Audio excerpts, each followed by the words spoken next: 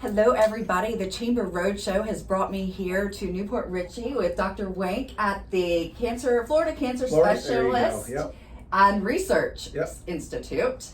And ironically, you were our last face-to-face speaker at the Chamber. I think it was March, but we're not sure. Okay, how quickly time has changed. It probably was about a week or two before everything started. Went downhill. So tell us a little bit about what you guys have been doing here to keep your patients safe and keep moving. It's been a crazy 2020. Not like we could never have predicted this. Obviously, none of us in any aspect of life, but especially in healthcare, it's been a little bit more challenging. Try to keep operations open. We saw what happened with the hospitals having to really cut back on elective procedures and really kind of shutting down. Thankfully, for us, we didn't close a single day. We stayed open, treating our patients, our cancer and hematology patients here in Pasco. And that was vital because as you hear in the news, cancer doesn't stop just because there's a pandemic. And so we were able to stay open with a lot of protocols in place. It was a little bit more inconvenient, obviously, for patients. I think some of the hard things were not allowing family and friends to come to appointments. The hospitals have those same policies, but we institute FaceTime. Thankfully, we've got access with phones to talk to loved ones, to explain. But just try minimizing the traffic into the clinics, screening with temperature checks, face masks, questionnaires, and really trying to limit potential exposures. We've been very successful, not just from a patient standpoint, but our staff. But your staff really minimizing the amount of positive cases. That's great. I know that at the front it's very much protocol, sign in, answer questions, and so you guys are doing a great job of that. Yeah, I think at first it was tough for our patients. Now that they're used to it, especially ones that are coming often for regular treatments, they're used to the process. But initially there was a lot of apprehension. Is it safe? Am I going to go? And they had I'm going to go to a healthcare facility. Am I going to catch coronavirus? Right. And so now patients have seen the protocols we have in place and the success with it. They feel extremely comfortable. Well, thank you so much for being on the front line and keeping that going. When we saw you back in March, you unveiled this beautiful new building that is, at that point, wasn't under construction yet. It's on State Road 54, state-of-the-art facility that you guys are building. We had scheduled to break ground, I think, 2 or 3 times, and unfortunately we just couldn't make it happen due to all the things that were happening in our community. So tell us a little bit about this awesome project and where we're at with this rendering. I had my hard hat and shovel ready, which never made it out of the car. But this is a rendition of what it will hopefully look like come Memorial Day 2021, and it's. It's already, we're coming up to the middle part of August. We're going to be the holidays, and then 2021's going to be here before we know it. And the building now we're starting to see come out of the ground is exciting. So this is a 37,000 square foot medical oncology building, but it's not just medical oncology. As far as the medical oncology side, we'll have plenty of infusion room. That top floor, which you see the glass, is actually going to be a state-of-the-art infusion room.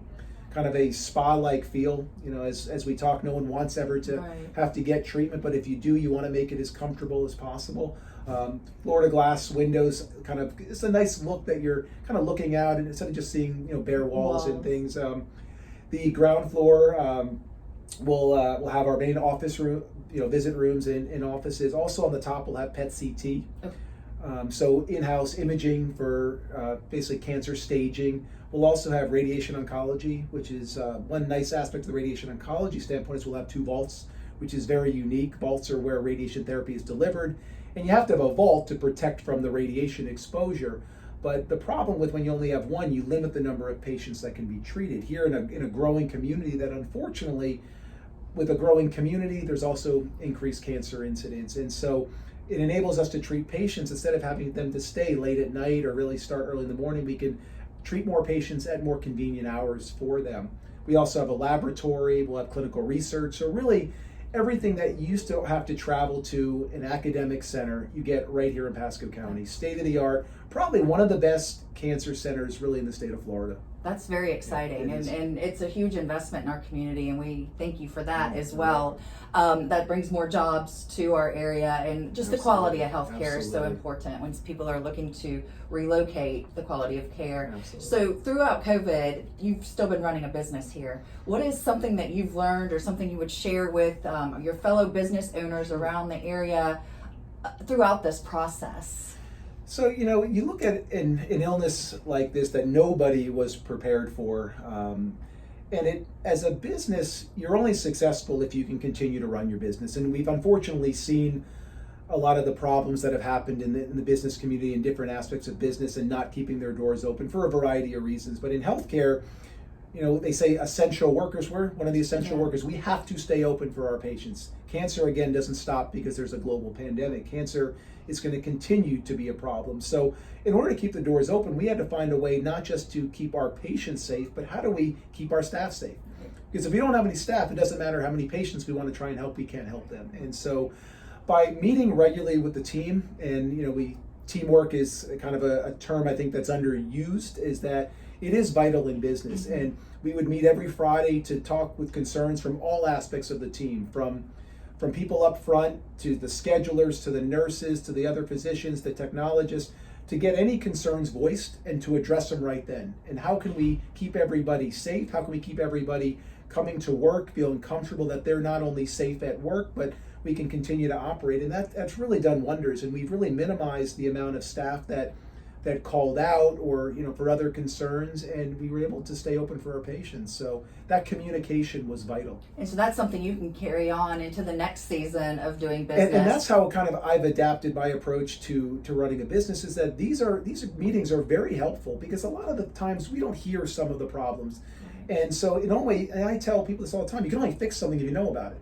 And so a lot of times you just don't know about problems, and a lot of times they're easy fixes, but those problems can cause major downstream problems. And so just by identifying them, kind of addressing them right away, everyone wins in that setting. Awesome. Well, thank you so much for taking time You're out welcome. today, and I am glad to see you face to face Yes. again. And we will see you when this grand opening Can't wait. happens. And we'll see you guys soon on the next Chamber Roadshow. Take care. Take care.